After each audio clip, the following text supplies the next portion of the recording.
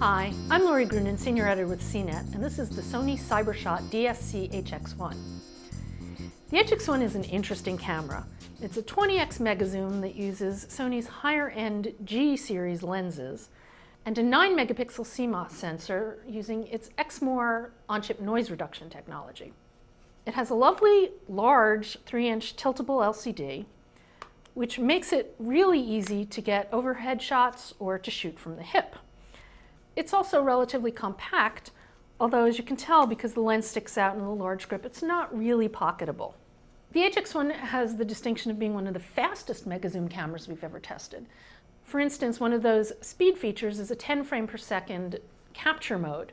Unfortunately, it's limited to 10 frames and then takes 16 seconds to save that series of 10 frames. So if your timing is off, you end up missing the shots that you were trying to take. Another novel feature is the sweep panorama. In that mode, you press the shutter down and pan across the scene, and it automatically stitches all the shots together to create a panorama. Unfortunately, the quality of those panoramas isn't that great.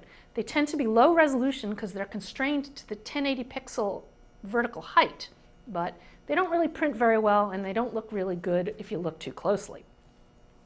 On the other hand, handheld twilight mode, which bursts several shots and combines them to produce a bright, relatively sharp, but lower noise image than you get at the high ISOs, works really well for shooting in dim conditions. It really did produce some nice photos.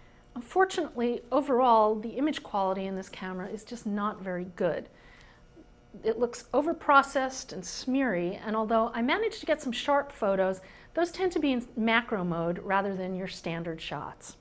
It does decent video. It's not quite full HD. It does 1440 by 1080. Overall, the design is nice, but there are some quirky aspects to it that can be kind of annoying. Most importantly, the navigation switch has no travel and it just feels very difficult to operate. And unless you read the manual, you may not realize that the way to switch your ISO speed or shutter speed requires pressing in this jog dial and rotating it to switch options. You really have to make some tough decisions about whether to buy this camera.